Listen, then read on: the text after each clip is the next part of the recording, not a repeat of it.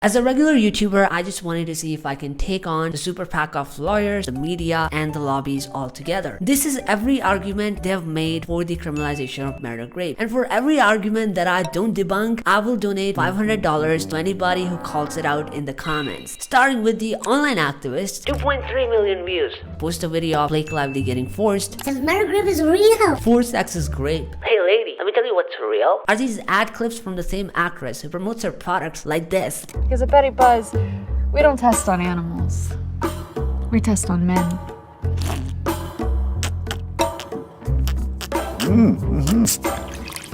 That's a good boy. Drink up. Let him know how good it is.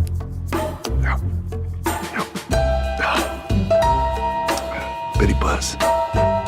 You're probably not a great brand ambassador to have. For Marital Grape. Next argument. Marital rape is a crime in more than 100 countries in our world, but India is still among the 36 countries where marital rape is not criminalized. You may have heard of some of the other members of this club: Pakistan, Afghanistan, and Saudi Arabia. Yeah, it's also a gender-neutral crime in all of those 100+ countries in the world. But in your case, both marital rape and domestic violence give women an exception from being charged for rape. So guess who are the other members of that club?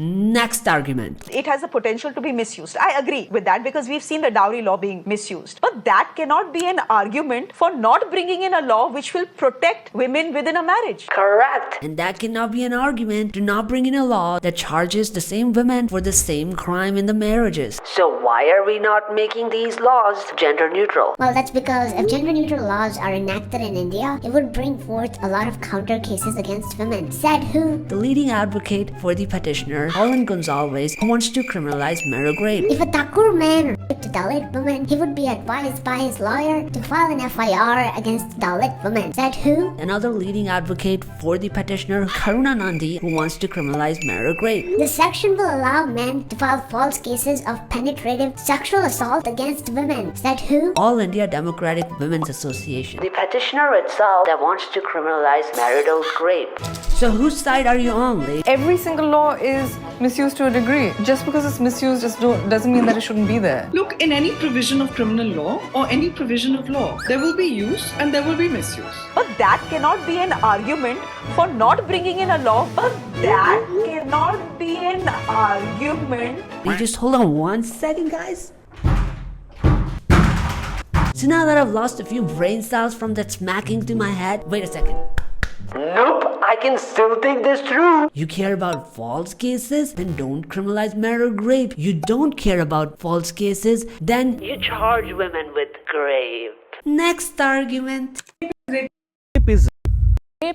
Yeah, but the way you argue for grape laws makes grape look less like a crime and more like a piece of pie that everybody wants. Would you like to have a grape pie, ma'am? Yes, all of it for me, please. None of it for men. Next argument. Whether it's rape law, whether it's any criminal law, the burden of proof is very much on the prosecution. Oh yeah? Then what is this? In our jurisprudence, a conviction can be founded only on the sole testimony of the prosecutress. Ring it up!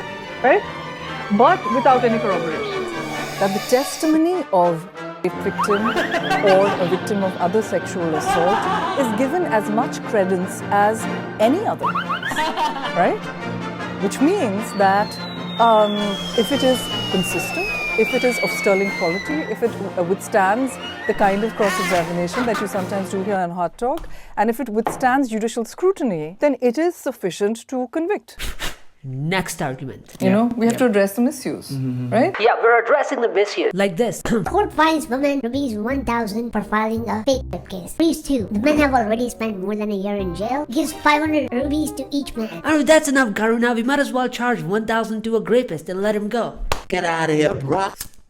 Next argument. In 2012, in response to a judicial committee's recommendation to criminalize marital rape, Verma committee ने कहा था कि मैं marital को include करना चाहिए। Verma committee had also said that you should include men in grape laws. Guess who attacked that? The Justice Verma Commission, while expanding the scope of grape, had to suggested the possibility of recognizing the male victims and women perpetrators. This suggestion, too, was countered by advocates. Historically and statistically, we need the special status of women. This is as neutral as it gets. The perpetrator here is also a man. The victim can be a man or a woman. Said who? Rebecca John, the amicus curiae that argued for the criminalization of marital grape on the basis of Verma committee's recommendation, also rejected the same committee's recommendation for the criminalization of grape by women. Yeah!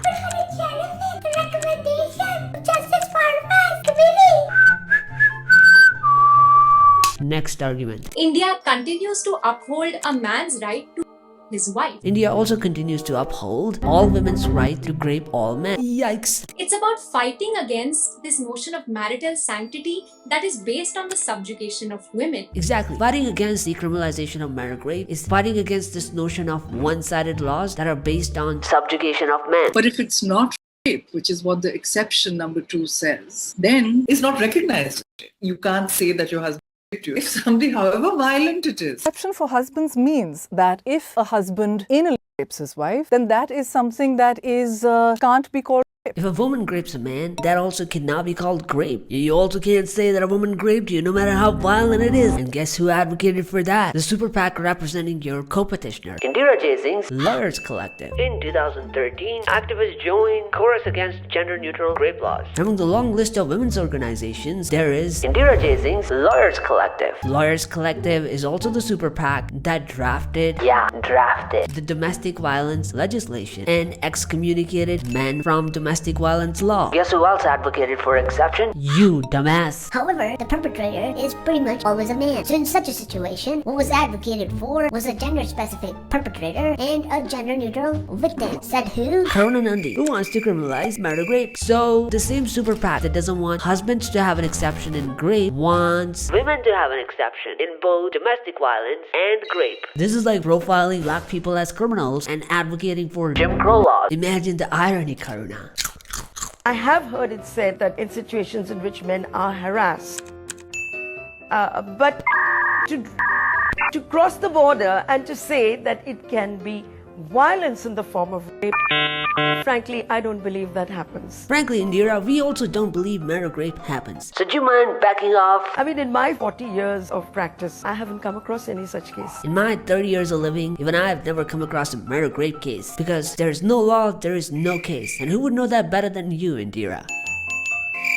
Next argument. Your push for social change may be running far ahead of public opinion and of the opinion of democratically elected politicians. When I hear the word culture or majority, I reach for my constitution. Why? Where the legislature fails to protect individual rights, the courts and the constitution exist for this reason. Oh yeah? Then what is this? Law should be discriminatory for women, and if it is a little discriminatory against men, it doesn't matter. Positive discrimination in favor of women and against men is constitutionally permissible. Said who? The super PAC representing your co-petitioner, Colin Gonzalez. The same super PAC that wants to criminalize marital grape. Where the legislature fails to protect individual rights, and if it is a little discriminatory against men, it doesn't matter. The constitution exists. Positive discrimination in favor of women and against men is constitutionally permissible. For this reason. This is your democracy, and these are feminist super PACs.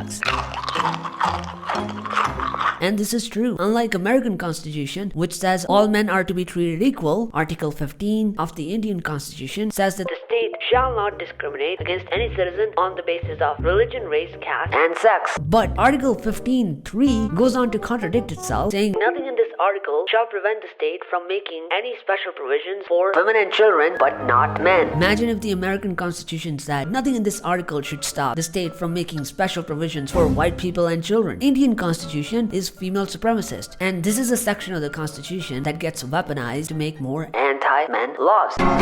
Next argument. Patriarchy coming back like a cancer, metastasizing in court judgments. Oh really? Why didn't I get this news? Let's check it out, shall we? Terming it as an imaginative petition, the Supreme Court bench involving Justice Chandrachud dismisses the plea for gender-neutral grape laws. Rejecting the plea, Justice Chandrachud said Parliament can deal with it as per social needs.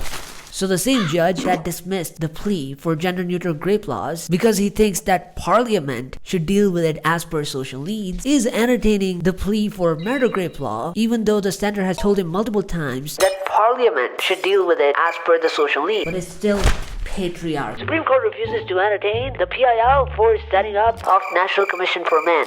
You just want to portray a one-sided picture. Can you give us the data of young girls dying soon after marriage? Nobody wants to commit suicide. The bench observed. Yes, so the Supreme Court also refused to hear the PIL for Men's Commission because they think it gives them one-sided picture. But they're going to hear the PIL for marital grape because to give a two-sided picture, these women's organizations go to the Supreme Court and put on the dildos.